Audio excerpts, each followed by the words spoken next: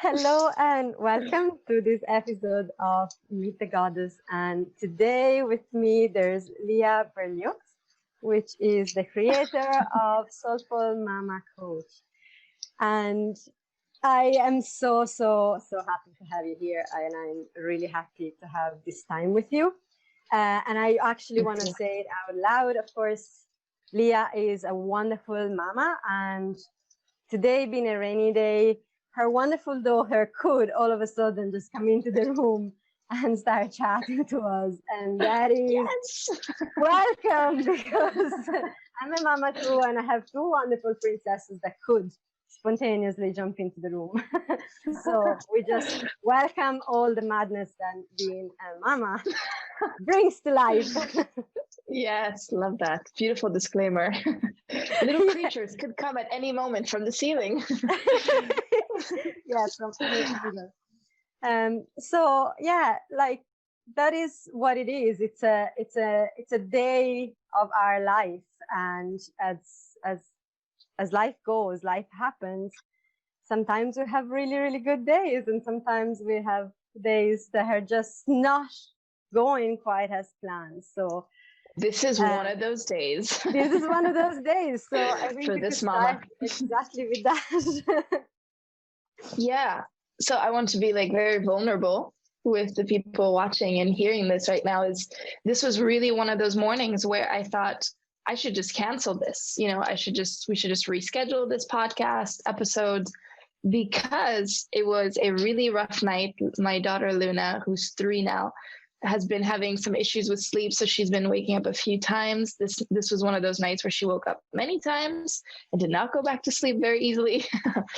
So you wake up, then you're like, okay, this is going to be my morning routine. Normally my partner takes her for a little bit in the morning. This has been like a huge saver for me, right? To have even just an hour to myself. And this was not one of those mornings, because it's raining a shit ton right now for the first time ever on this island. I know you're in Ireland, you're like, what? This is normal. But for me, this is not normal on this island. So I'm like, what is happening? And it's just one of those days where I barely had time to take a shower. And like, that was already like, that was self-care for me, like showering my like messy beach hair that I haven't washed in like 4 days, and so there was a lot of voices coming up, and maybe some of you can relate, maybe you can relate as well, of like, I need to wait another day where I'm put together, where I'm at a higher vibration. I don't want to bring people down with my energy right now. I don't want to like be heavy. But the truth is, this is like a mom's life. Like, some days are fucking amazing, and you're flying, you're like, woohoo, I'm a goddess, I'm a boss, and some days you're like, I never want to get out of this tiny little space in my bed, and I just want to like lay here and not have to talk to anyone. So yeah. And then with your beautiful love and energy, I hopped on the call, and then I saw your face and I was like, oh, you're right, let's just do this. Like, let's pray for everyone that we survive this call.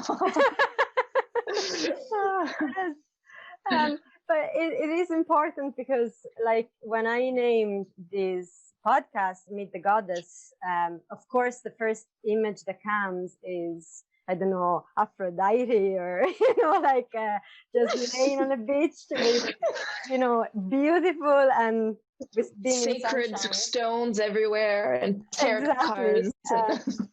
But it's true that the goddess has so many layers and so many aspects.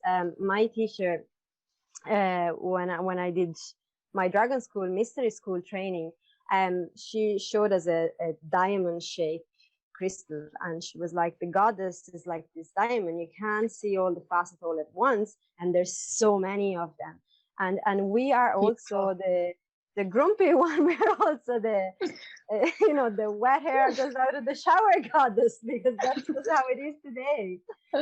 And yes, I would love actually for you to talk a little bit about a topic that for me has been really important as I got into motherhood, which was the level of expectations that I heaped onto myself, or how of what a perfect mother was meant to be and how I just was to live up to those expectations all the time.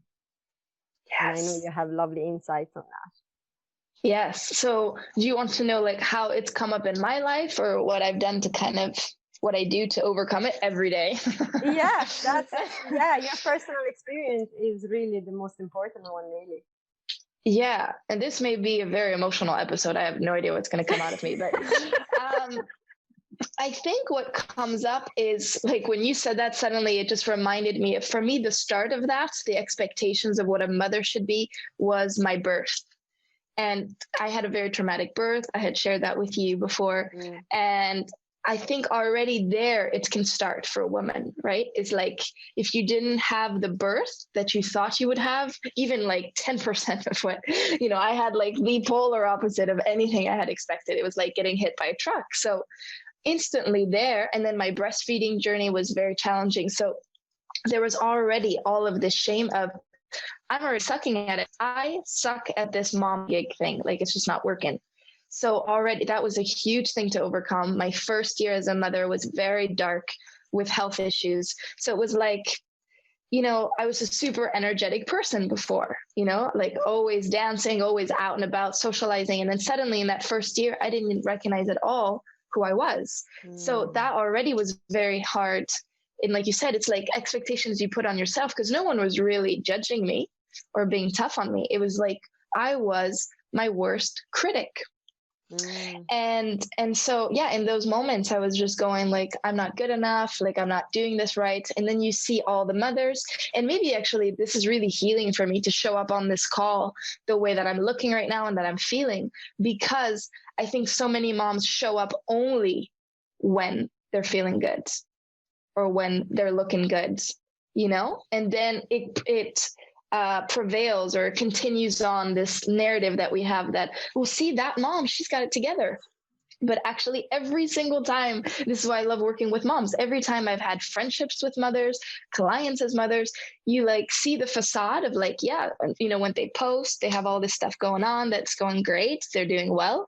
But when you talk to them, you realize they're really struggling too. There's many days that are challenging where they're low energy, they're doubting themselves. Like all of us are going through that, one day or another. So I think that was healing for me, is when I started hanging around other women that were willing to be vulnerable with me, like a tribe of mothers. That was really, I think that was the start of my healing journey. Actually, when I look back in Valencia, the city I was living in, it was like starting to meet other moms who maybe had kids that were older than Luna and could like share like, oh, this too shall pass, and I've been through that too. And you're like, oh, it's not just me, like they suck too. No, I'm just kidding. But they're just like, everyone is struggling with these things, one way or another. It's different for every woman, but it's similar. And so then that's when I like started to be like kinder with myself, and then tapping, obviously the tool that I use with the moms and the children that I work with, that was the life-changing thing. And normally on a day like this, right before going on a call, I would be dancing, would be singing and doing tapping, even for 5 minutes. These are the things that I do to feel as full as possible and to then have more confidence, obviously. And I didn't give you any time to do any of that. I was like, no, we just jump on straight away. No, that's good. Yeah. And I'd love, maybe, who knows, at the end of this call to do a tapping for the women watching. That would be absolutely. I have never actually done it.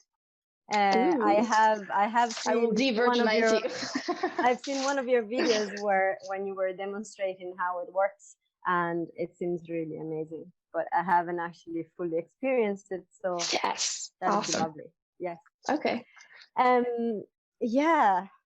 The pristine mommy is not an archetype, it's an illusion that we've been fed and programmed with. I still have memories of people gifting me white dresses for my Anya when she was a toddler, and I was looking at them in horror because like, it's white, that doesn't that doesn't stay clean for like not even a minute. What do you mean? It's like, Why? why would I do this to myself? Do you think I really want to make my life harder? Seeing these mummies going around with their baby girls with beautiful ribbons in the hair and white dresses, white shoes. And my girl was like a bush full of mud. That's me and my girl. It's just, there's literally, I think, a bird's nest growing in there right now at the moment, because she's going to the beach every day and it just comes out, and she hates getting it washed. And I don't care.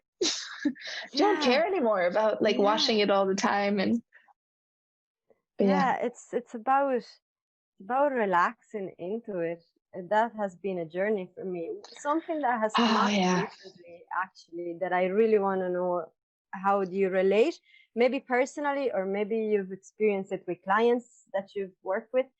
I have had a really hard time to connect with my eldest daughter because I felt like I couldn't provide or feel the love that a mother should feel. So the days were, and she's 10.5 now, so she's growing into a beautiful woman.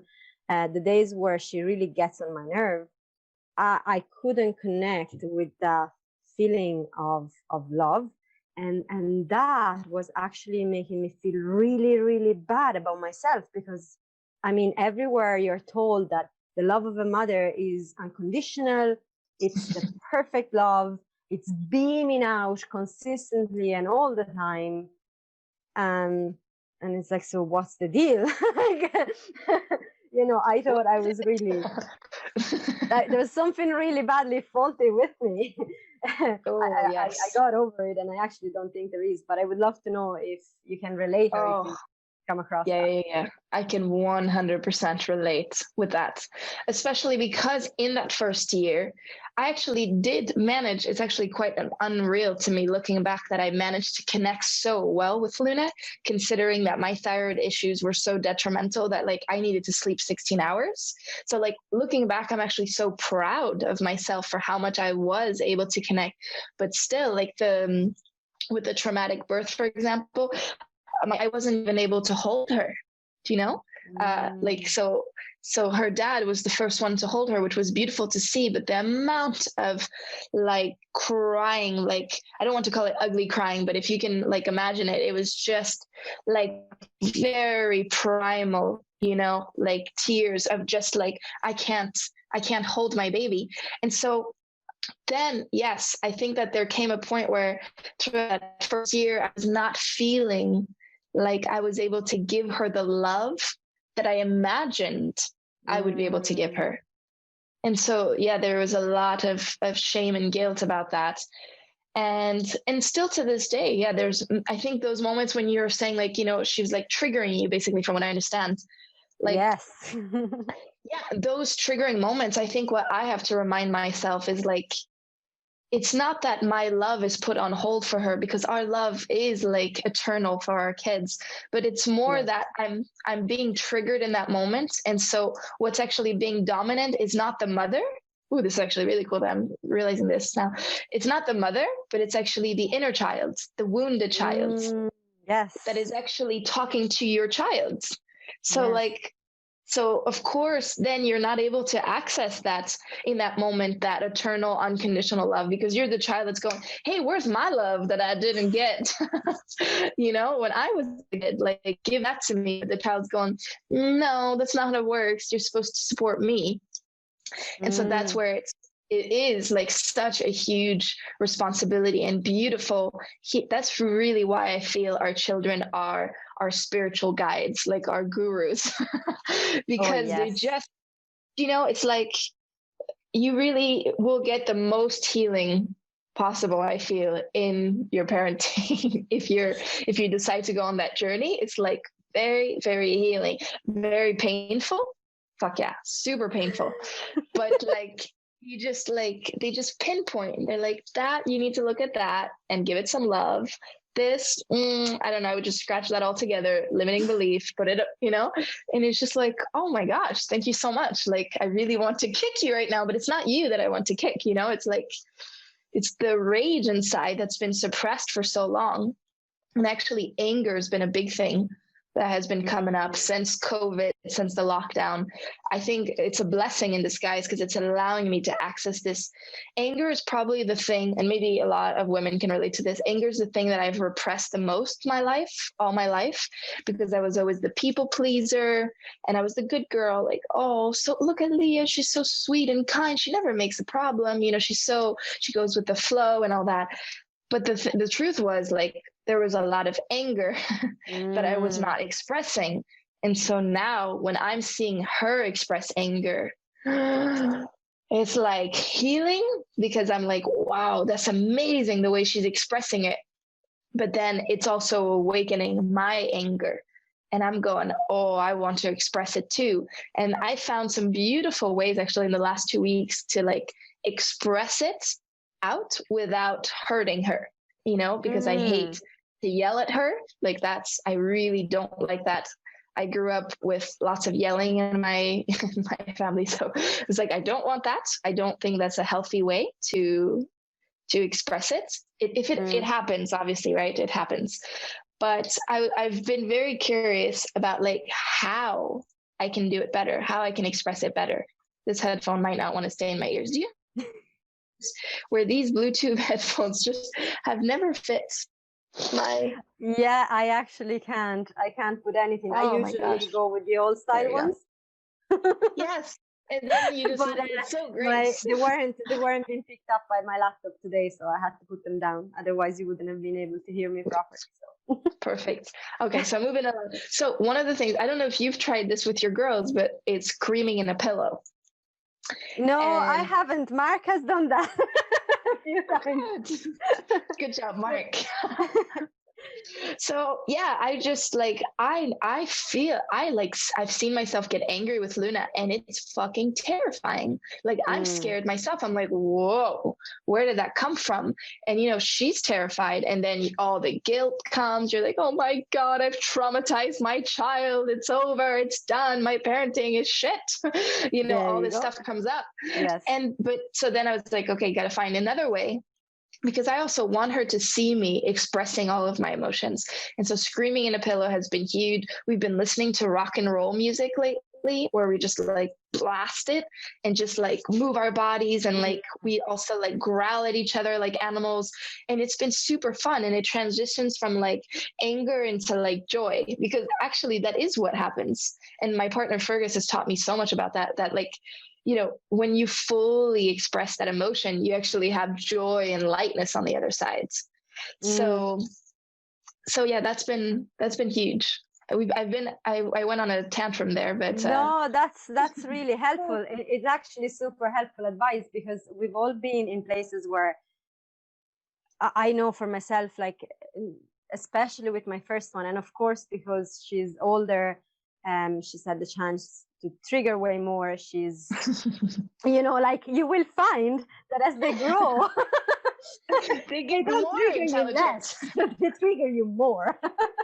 Oh no! Oh gosh! Oh, that's good to know. I'm glad I have this disclaimer, though. It's good. No, but it's the getting angry is really something that I really have never really liked, and I get what you're saying, that you feel really guilty afterwards. So to have ways to express it, it's so important. What we do in our house, it's brilliant. We just insult each other. As in, we have, the girls can use whatever language, and it's done in a container by which is safe, and is not done so in the madness of anger, but they're able to express targeted. Yeah, you know, and say whatever comes up in their mind in the moment, so that they can balance this thing. Because what I found as well is, from my background where I grew up, my family, is that the adult could yell at the child and could get annoyed with the child, but the other way around could never happen. And then the adult was never, ever, ever apologizing, but the child was always being asked to apologize. So there was this crazy imbalance where, you know, the adult has this all-powerful kind of persona, and the kid has to submit to this. So we have really tried to avoid this as Yes. much as possible. And it's like, okay, so if like literally my little 6-year-old can come and goes, fuck you, dad. It's like, yeah, okay. And then we talk. It's all like that sounds really horrible, but it's within the context of being able to express in a way that they never feel like they're inferior and being Giving them dominated. like allowing them to be in their voice, not suppressing that. And they're Yes. seeing us do it as well. So, I mean, they're going to do it anyways when they're teenagers. Might as well, in a way, I like this, like give them a container to do it now. Yes. And then there's even less need to retaliate or rebel, in this way. Yeah, definitely. That's one thing that we found. They have learned very, very early stages that there's context to everything. So they're actually way less likely to be in the middle of a restaurant and say a big bad word out loud out of context and get everyone because going, they got it out already this morning in the container. Breakfast. Thank you, Dad. Great. Now let's go to lunch. Yeah, that's great.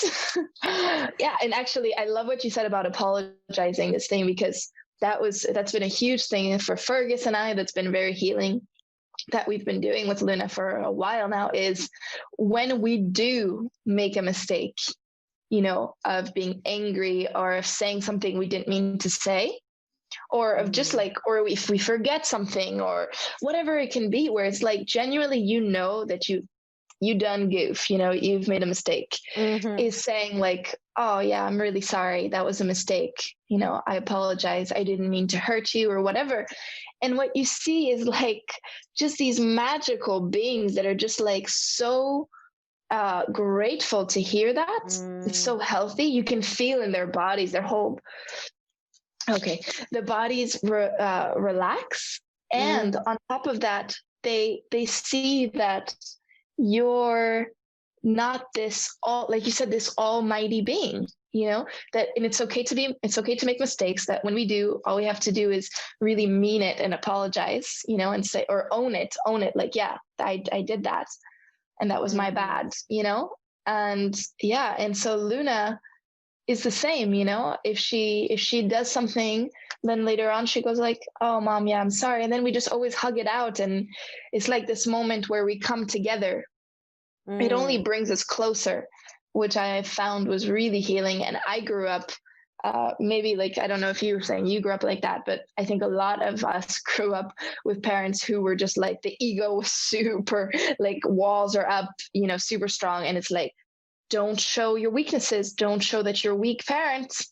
Yes. And like, what does that even mean, a weak parent? But that was the conditioning that they had, our poor parents, which must have been such a struggle for them to hold that expectation of, cannot show that I've made a mistake. And and then you also really lose, I know I lost a lot of respect, right, and a lot of trust with my family, because it was like, I saw that it's like when at 10 years old, at 9 years old, that your parents have definitely made a mistake and they're not owning up to it, you trust feel becomes an issue. Yeah. And then what sucks is at that age, you might not be able to like conceptualize it or understand it with words, but you feel it in your body that it doesn't feel right. And then you also get this like mistrust of yourself, because you feel it, but no one's calling it out. So then you start to think that you're crazy or that there's something wrong with you. So it's like this whole big mess. And it's been very healing to see that I'm at least not doing that with Luna. Yes. Another big thing that I don't know, I was taught when I got to be a mom. So at the very beginning, like my family was like, make sure that yourself and Mark are always in agreement in front of the child, because that is extremely confusing if the two of you don't have the same opinion. And well, actually, very often myself and Mark do not have the same opinion at all. And that is wonderful. It adds to the variety for sure. But that was creating quite a contrast, because dealing with the child, there were moments where I wanted really to say something different, but I had to shut up because he was the main one talking and I couldn't contradict. Or if there was the opposite, of course, he was feeling the same. So we actually Yes, thought that's a that tough was one. really not helpful. And it was more confusing to the child than anything else, where we actually started to just very calmly go express with each other, even with the child, and including the child in the conversation. Well, actually, I have this perspective, but maybe Daddy has this other perspective. And of course, you have a different one altogether. That's why we're here talking. And let's work through Beautiful. Beautiful debate where you're actually, because this is all about the child's well-being anyway, so might as well include the child in the conversation. Yes. Now, did you start that even like when, because like Luna's 3 now, and she's really intelligent, actually able to express herself really well. So I can see us having these kinds of more in-depth conversation, but I imagine that it gets easier when they're, 5 and up. And I think 4 was the big pivot moment for both of them. Where I saw with them, so I can't say that about every child, but definitely with my own 2 girls, that 4 was the moment where they turned from being really hard to communicate with in the adult way. So probably there's better ways to communicate with them that I know nothing about. But as an adult, to try and talk, I was finding it a little bit harder, and they find it hard to respond. Both my kids then, and you have the same with Luna, they speak multiple languages. So that was also quite a thing at the beginning, like especially with my second one, she didn't know which language to pick to talk. And their brain is just going 1,000 miles an hour. Exactly. So when she turned 4, when both they turned 4, we actually got a lot of, oh, actually so easy, she's answering, and wow, I really know what's going on through your head right now. That's so amazing. Like, you're talking to me. Wow. It's just such a beautiful, it's like you're meeting a whole new person. Yes, actually, this is really vulnerable, but Luna shared something. I mean, sometimes, your children just like wow you with the things that they say. You're just like, oh my God. And so she woke up in the middle of the night and she was asking for her milk. Now, normally we've been doing less and less milk as time goes on, but lately she's been asking more for milk. And in the middle of the night, I'm like, usually anger comes out when I'm like very sleepy. And I'm just going, what is this? Like, what do you need? Like, what do you want? I don't get it. But like from this very like sleepy state where I'm not able to. But last night, I don't know what happened, but I went to bed like really wanting to understand, like going to sleep, going, if this happens tonight, that she wakes up, I want to understand like what is happening for her, more. Instead of just like get her, like I want her to quiet down, like get whatever I have to do, quiet her down. I want to understand. And then what came through is she was saying, I want milk, because it's just new, like that she's asking for milk again in the middle of the night. And I was trying to figure out, and she's like, and I asked her, what does the milk give you? And then she said, love. And I was just like, oh my God, my heart, and then I said, but I can give you love. And then she goes, like, because I was a bit angry, right? All these previous nights, I go, but I'm giving you love at night, like we're cuddling. And she's like, no, you give me anger. Wow. And I was like blown away. I was like, well, wow. You just schooled me, girl. I was like, holy shit. Like, and those are the moments in a mother's life, right? Where you can either have the ego up and go, oh my God, like you don't want to hear it, or you just like soften and you receive the message, and it was like, okay, I just got to be way more in my heart and way more in my love, with her at night, because that's what she's needing right now. And the milk is something that she needs as well. So I don't need to like, tell her that she can't have that, or it's like, this is comforting her right now. And I know many mothers who still breastfeed, like on to 3 and up. So she's needing that, and I'm not going to take that away from her. But for her to have said that, it was just so beautiful. And I really realize that there's just so much that she's able to actually express when we give them the space to, and we ask the right questions. If we ask an angry question, we get an angry answer or a no answer, they shut down. But, yes. I was very calm and quiet. And I said, what does this give you, my love? And then she shared with me. So, yeah. That is so beautiful. It's really beautiful. They give you all the instructions actually really, really well. I think there's this other rule that goes, oh, parenting does not come with instructions. But if you actually, as you say, soften, and first of all soften into your own body and just be there with yourself enough to then be able to open up to them, they actually really give you all the instructions that are needed. There is so much. One thing that we've been shedding one bit at the time over the last few years, but definitely the last year, 2020 has been amazing in that sense, to just release and release and release a little bit more. So much clarity. Yeah. Clear a lot vision. of clarity.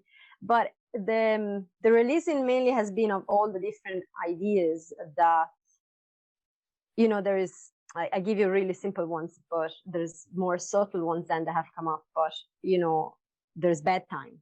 We go to bed. Then, like you shouldn't get up during the night.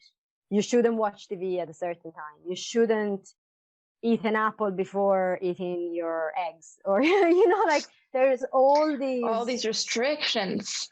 It's mental.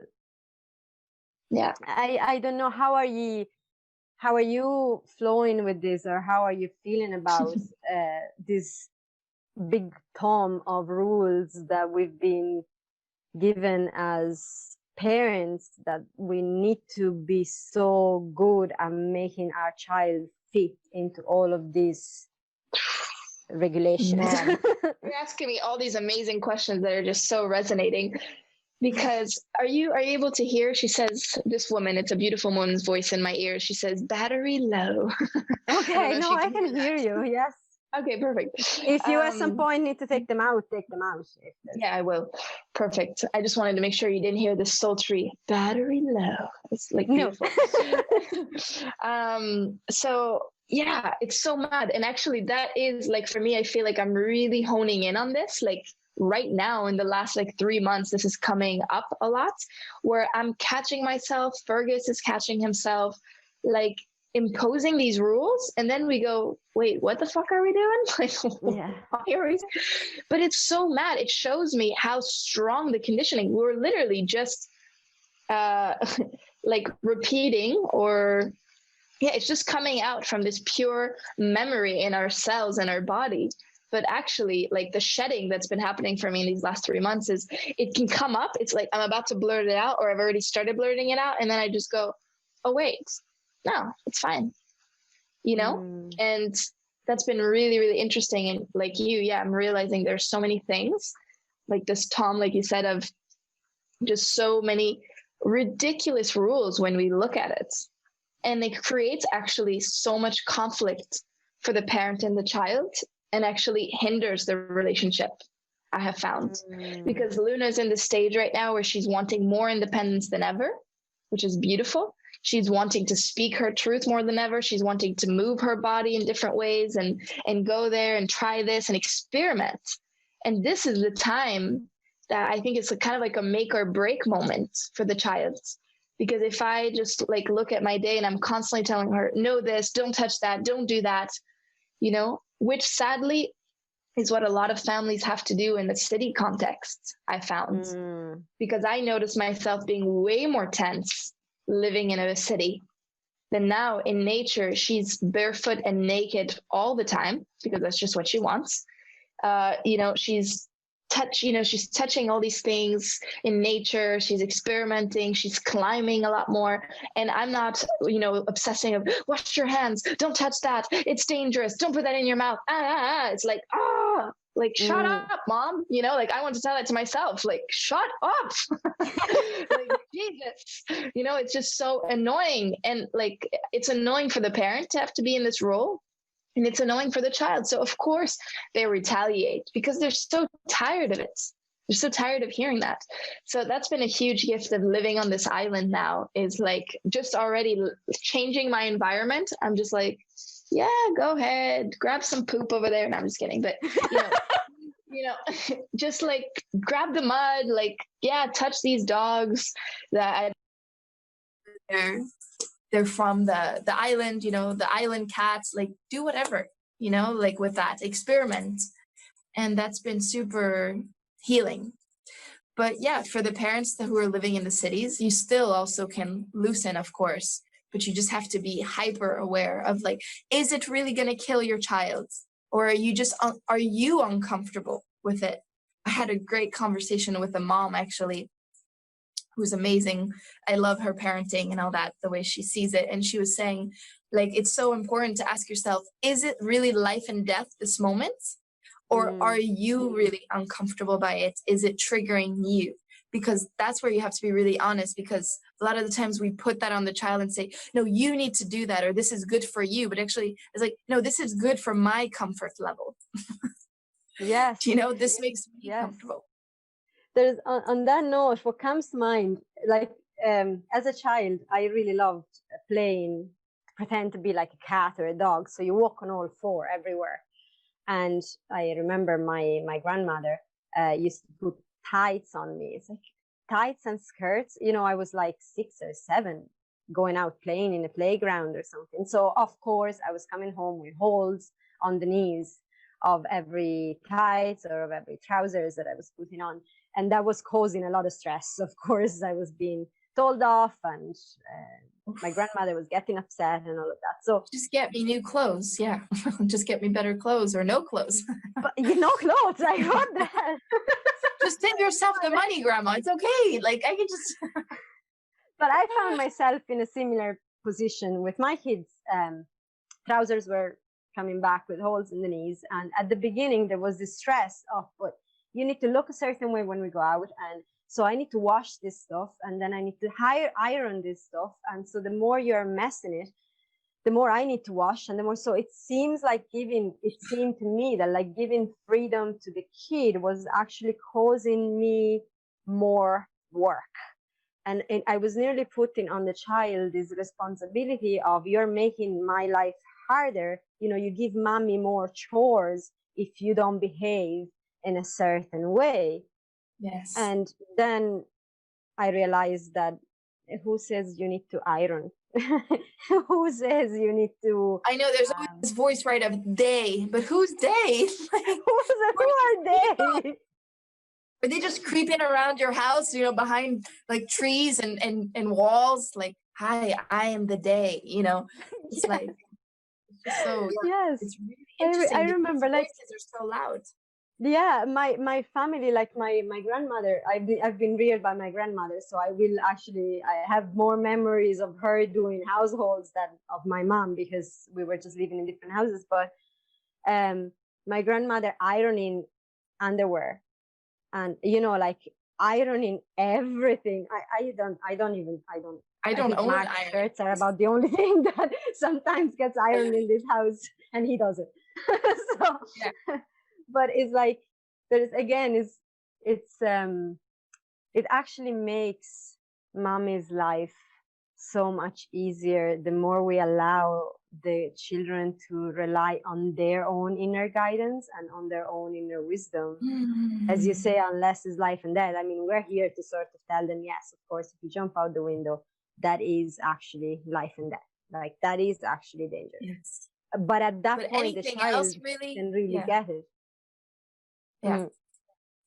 Yeah. And I'm curious, like, what your take on is of like partaking values, you know, like lately I've even been questioning myself of like, I know for me, like being kind, being respectful are important values in my life, and values that I want to, how do you say, like, call in this family as well. Right. But then I've like questioned myself as like, okay, but like, is that really like, do I just need to embody it myself every day? Is that just enough? Or when there's a situation where I'm seeing that maybe she's not being kind or not being respectful, obviously, you know, we talk about it, but it's like, I'm not a big, like, we don't do punishment, you know, in this house. There's natural consequences sometimes to things, you know, but we don't do punishment. So then I asked myself, you know, like this value, like sometimes, you know, like for example, we had a situation with cats, you know, cats around the house, and she was like playing with them, and sometimes she was being too rough. And that was triggering me massively because I love animals so deeply. And one of my values, right, is taking care of Earth, the animals around us. And so when I was seeing her being like too strong with the animals, I was just like really, really triggered, and like anger was coming out, which is funny because actually it's the opposite, right, of embodying kindness and all that. But it's like, Yeah. I'm like, really, she was just like, so I have to be kind even though you're yelling at me and you look like you're gonna kill me right now. Great, got it, mom. Super awesome. Yeah, thanks for the You know? lesson. But oh man, so much work to do still on this lifetime. But yeah, and I was asking, I am curious, like, do you have like values that you kind of share with your family and that are that you kind of drill in to the parenting, like, or you know, with your kids, or you pretty much you just let them figure it out? We've done it always. I think the embodying, as you said, the embodying of what your values are ultimately the most is the most important way to do it, because Yes. I don't know, I've seen they respond so amazingly to that. Now for the things like, for example, Anya like could have come back to me and just told us that she just squashed a snail on purpose. And that it's like you with the cat. It's like, oh my God, you know, I don't even kill anything. Like, I mean, I just don't kill anything. So that was, you know, that gets really, oh my God, I'm rearing a murder. Like, you know, the reaction that we have is nearly like, I want to be Greenpeace, and She's a psychopath. Yeah, she's yeah. What have I done? Conscious parenting bullshit. It doesn't work. She's still a psychopath. But ultimately, it's like they have to experiment it. One thing that I remember was someone imposing. We were like at a meetup with a lot of children, and some parent was imposing to their little child. The child was 2. You gotta share, you know, this toy, and the child was like, crying and wanting to keep the toy. And no, you have to share, because share is care. You have to share. The child can't share if doesn't know what owning something means. You know, if they don't first in that experiment. that age range is like when they actually, a lot of them just, it's been proven, they just cannot understand the concept of sharing. Exactly. And it's just, it's not the time. So it is like that. Like there's this experimentation that they go through with some emotions and even some violence sometimes. Like, you know, the child can come to you and beat you with, you know, like pretend to play, like when they're kids, the small kids, they can play and they want to see, okay, if I hit this hard, how much is it going to hurt? But they need to feel that in order to realize that they can control their strength, you know. So there's it's all a lot learning. of trust. Yeah, a lot of trust, but definitely. You make such a good point about the sharing, because that's come up for me. I've always been a sharer. Sharing is caring, love, love, love, love, love, which is great. But like what I've realized with Luna is that there's been times where that's come up in the past, like especially as she gets older. You know, when she was younger, like it was like, oh, of course. But now as she's getting a little older and I know that she understands it better, like I'm finding myself wanting to impose it even more of like, share, come on, it's okay, it's good to share, you know, blah blah blah. Not like you need to share, not to that extreme, but like I want to say these things. And then I remember like this beautiful, I think this was when I was starting as a mother shared this with me, that, and I think hopefully this helps with the perspective if you have little ones that are watching, is like you have so many things in your house that you would literally never share with anyone. And we're asking our kids to just share all of their toys. Literally, it's like me going like, here, my whole house, I have to share it with you. Yeah, you can use this. Yeah, you can use my journal that's super special to me. Yeah, go ahead, write on it. You know, it's like, no, of course not. We don't impose that on ourselves. So why would we impose that on our kids? And then she had this great tip, or maybe I read it from an amazing article, I can't remember, but it was that when you're going outside or you have friends coming over for the kids, for your child, you say, hey, is there one or a few toys that you're open to sharing on this play date? Or, hey, let's bring some toys with us. And is there like one or two that you want to bring specifically for sharing?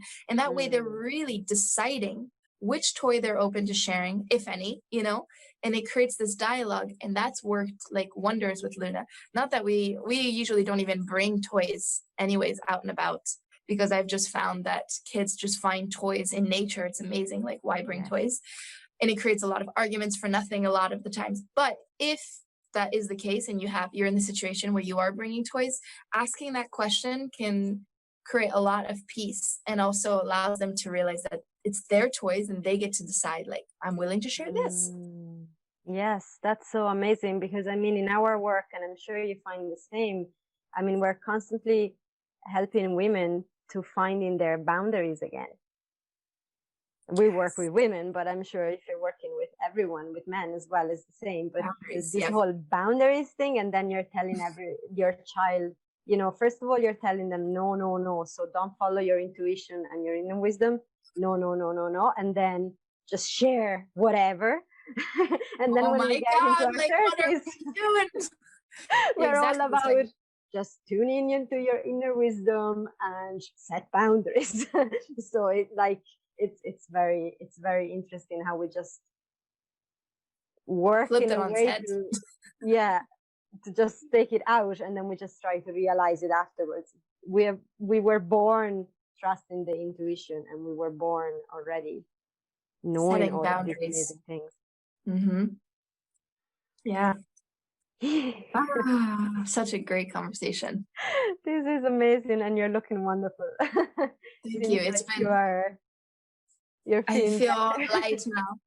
Yeah, I think this is such a powerful thing that actually I feel really called of doing women's circles. I know you do women's circles as well, but it's just talking to one woman or multiple women sometimes is just the therapy that you need, you know? It's like dancing helps, all of these things help, but sometimes just showing up and going, I feel like shit, you know, I'm going through this, and then laughter and joy and shared trauma and shared fears and shared realizations is like you're filled, you know, my body, my heart is full of energy now and sunshine, you know.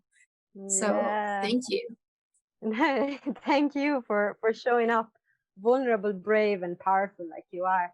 And I love this point. It's this sisterhood that we actually all share. And again, we've been taught so much about competing with each other and fearing each other, and you know, just making sure that the other one doesn't look as nice as we look, or, you know, do all of this kind of, at least I was brought up with a lot of that in my family, but also if you look into ancestral. One of the sentences I remember the most from, sorry, I hope you can still hear me with the plane going over the airport. This island is so small, you can like hear all the planes going off from the air. That like, you have to be in pain to be beautiful. You know, like when I was getting my hair pulled for ballet class, you know, like it was just horrendous pain, like pulling. She's like, you gotta be in pain to be beautiful. And I was just like, what the shit is that? You know, Jesus, you know, and that's. I remember lots of that. And that sentence came back to me when I was wearing high heels. It's like, yeah, but you know, you have to be in pain to be beautiful. And that's where the high heels went flying out the window and it's flat. I am never wearing high heels again. All I wear now is Vivo barefoots, which I don't know if you know them, but like, yeah, highly recommend checking those out. It's just like being barefoot, and you just can't go back to heels once you've done the switch, and your body and like you just feel so different, so strong, so rooted, so balanced, you know, in your body. You just can't go back to heels. And I'm a huge heel like lady. My whole life I had like hundreds of pairs because I love dancing and I love being feminine. And that's another thing, is I always thought you have to be feminine, you have to wear heels. Nope. No. there's something so primal and feminine and really sexy about being going around barefoot. I find, you know, like, I mean, that wildness, delicious. The wild woman. Yeah, because you can actually move so much more free, you know? So yeah, I agree. Yeah, being barefoot, and I love wearing little anklets as well. Like, I just feel super sexy and connected to the ground, and delicious. But I don't know. I've been so in amazing trance with you that I don't even know what timeline we have, but do we have time for quick tapping or? Yes, we do, absolutely. There's no rush at all. We're near the hour, so like, Perfect. but if this Perfect. goes on for an hour 10, an hour 15, it's fine. So I think the listeners and watchers will just be patient and bear with us. Perfect. So because I want this to be as valuable for your ladies as possible, your audience, can you just share with me, like with the women that you work with and that you speak with, what would you say would be the most challenging thing that they're going through right now or that they need the most help on? Maybe it's something in your life as well, but something that can be for as the thing that comes up, and it has come up for me definitely, but the thing that comes up every time when I ask the questions, even to the women that have joined my group online, is, what would you like to achieve? And they have amazing dreams, and what is standing in your way? What is stopping you? And it's always their lack of confidence in the fact that they can actually do it. So there's an ingrained lack of self-trust, confidence, and trust in the universe that is going to provide. So I think that is the main nugget. Oh, I feel it. This is gonna be a powerful, emotional one. Wow. Okay, great. Woo! I'm so excited. Woohoo! Let's go. The tripod goes out the window. Yes, beautiful. So confidence, they want to release the like limiting beliefs, the self-doubt, to go into confidence and just follow their dreams. Yes. Yeah. Yeah. Okay, so let's start tapping on. So by the way, if you don't know tapping, don't worry about it. We'll just literally go right into it. It's just one of those things that's always better to experience than to explain. So what I'm going to do for this, I am actually just going to mute myself so that you have free go. Yes. Okay, you can let me know when you're finished. Okay. And you can just repeat after me with it being muted. So that's perfect. Fantastic. All right. So all you have to do is repeat after me and follow me. Okay. So starting to tap on the side of the hand. Even though there's a part of me that doubts myself, I deeply and completely love and accept myself anyway. Even though there's a part of me that's scared to show up, to shine my light, to share my gifts with the world, I deeply and completely love and accept myself anyway. Even though I have limiting beliefs, and at the moment I lack the confidence I want, I deeply and completely love and accept myself anyway. Great job. Top of the head. I'm scared to show up. Top of the eyebrows. What if nobody cares or likes what I do? Side of the eye. What if I'm not good enough? Underneath the eyes. I'm scared to be judged. I'm scared no one will show up.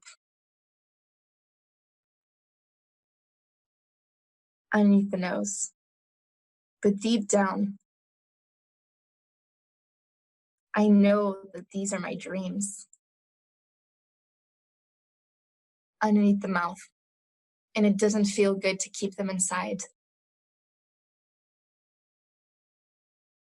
Collarbone point. If I have these gifts, if I've been given these dreams from the universe, from God, whatever I want to call it, it's because they're meant to be realized. If I've dreamed it, it means it's already here. It's meant to be here. I am meant to be here in this lifetime. Underneath the arms, that feels so good in my body. I am allowing myself to feel this knowing, to feel this love. Chest point. I don't need to hide anymore. Wrist point. I can show up every day, little by little. Top of the head. But Liah, I'm so scared. I'm scared of what could go wrong. Top of the eyebrows. I'm scared of not being able to do it all with the kids. Instead of that, I keep telling myself I don't have enough time, energy. Underneath the eyes, I'm open to seeing it in a different way today. Underneath the nose, maybe there is a way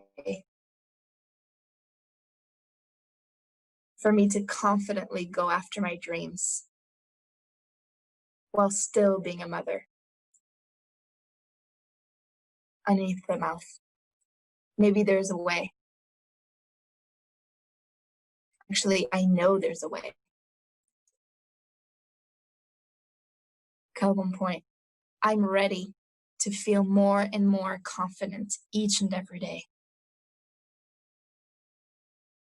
Underneath the arms, I am ready to show up for my gifts. Luna, you can come. This is the interruption moment of the cutie. All right. Can I continue this topping, babe? Because I'm helping these mamas. Yeah? Come. You want to stay like this? Okay. Where were we? Top of the head. I can still do what I love.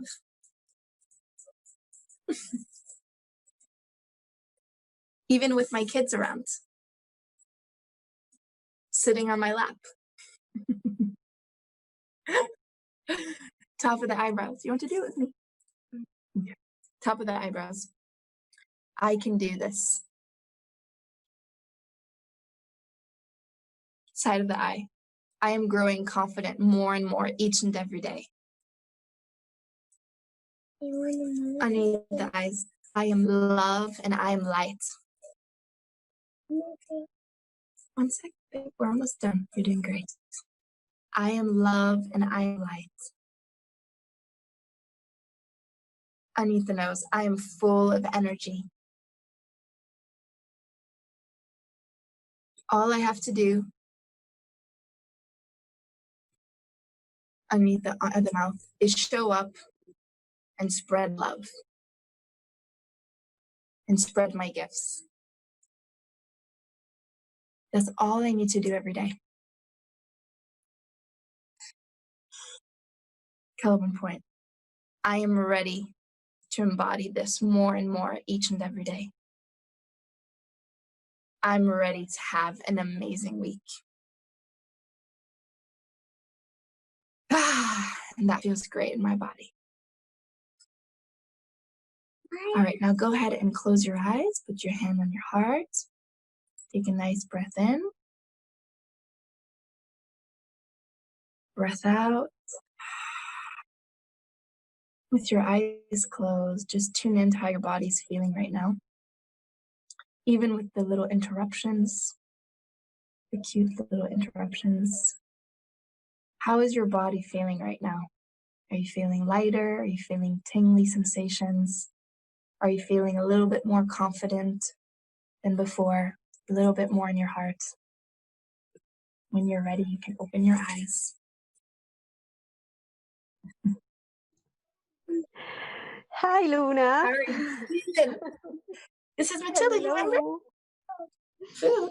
You can ask Fergus, he'll give you some food. I'm almost done with this call. Me, I want to watch a movie. But you already did watch a movie. No, it's not this way. Oh, good. Maybe go check if Fergus. She said she's hungry. Oh. How was that experience for you? That was fantastic. That was absolutely fantastic. I actually, the first time we went down here to the chest, I properly felt like, it was like this real sinking in, and like, yeah, I can do it. And that was just the first time, and then we went back in it. So it was really, really wonderful and amazing. I'm so glad. Strongly Yeah, advise it's really it. And my I go-to. know. Sorry, go ahead. No, I was just gonna say, yeah, it really is my go-to, because I know that even when I'm feeling really crap, or if I'm low confidence or whatever's coming up, I actually tap it out and say, even though I feel guilty right now, even though I feel like a shit mother right now, I deeply and completely love and accept myself anyway. And I just tap it in the shower, whatever I need to do, I just tap on these things that I'm going through. So it's a lot of honoring maybe like more of the shadow side of motherhood, or a shadow side of what you go through as a person, instead of just having, I feel great, I'm full of energy, I love myself. It's like, no, let's warm up the subconscious. Let the subconscious know that it's honored and safe and being seen. And then we can go into programming your body, your mind, your cells, and your heart to feeling how you want to feel. Yes. And so this is something you offer to clients. Yes. Exactly. Yeah. And we go in really deep. Obviously, each session that I do with them, we're tapping on what they're going through.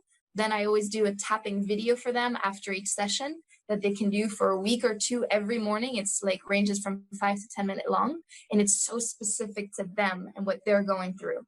And so then the blessings that come in their life in that time frame is incredible. You know, people come in their life, money come in their life, just this access of energy that they didn't have, because every day they're releasing. It's like taking out the garbage, you know, they're cleaning and putting in the good stuff, if that makes sense.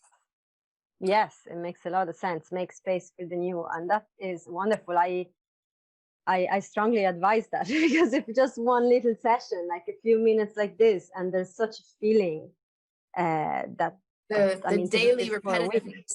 Yeah, exactly. Yeah, the magic is in the repetition of it, for sure. But even like, you're still going to feel it today, the impact, or even within this hour, you're going to feel lighter, more grounded, more, like you said, connected to your, like we were saying with the kids, connected to your inner wisdom. You know, like the like mind chatter kind of just goes shoo, shoo inside. Yes, absolutely beautiful. Thank you. And it was no interruption at all. It was actually lovely to see Luna. Yeah, it was like, let's meet the famous child of this episode. Exactly, she's real. Yeah, exactly. And that is unedited, and that's how it is. Like, it's life, and life happens, and kids are the fight it or roll with it. Sorry. Yes, exactly. And children are the embodiment of life. I mean, they're just life. So, and that is wonderful. So we've been together, for a little bit over an hour. So is there anything else that you feel like wants to come through, you want to say? I just want to thank you so much, because this is probably the funnest conversation I've had to ever be recorded like this. I just think that you have such an amazing presence and such just a rawness, a realness about you, that I feel like anyone who's watching you and watching us today, like they feel like they're just our friends sitting at the table and having a conversation with us, and none of this bullshit of I need to look like this, talk like this. And I think that's one of your many greatest gifts. So I feel honored that you brought me on this platform, and you healed the crap out of me this morning. So thank you, Goddess. Thank you very much. Thank you very, very much for that. I received that, and I want to also mirror it back at you, because we are friends having a conversation. And that is, for me, it's one of the most healing things in the world, actually, just to be able to be sitting at a virtual table for now, hopefully soon at a proper table. Yes. and have a conversation, and it's amazing. And one thing that I've been taught a few years ago was that gods are usually on mountains or in mad temples, but the goddess is among us.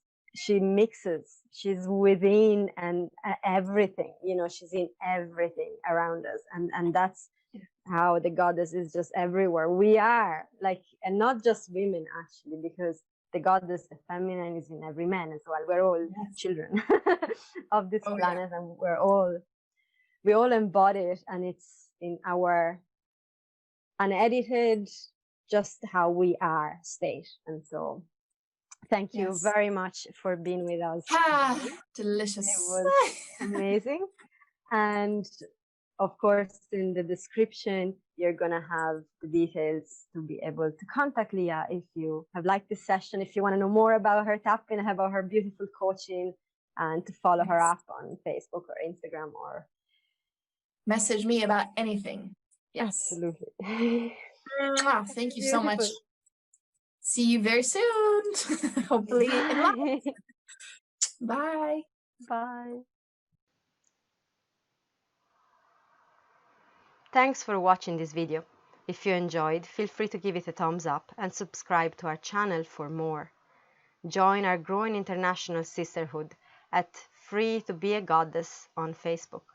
Join a tribe of women free to be their beautiful, wild and sacred selves, safe and supported. Find the link in the description.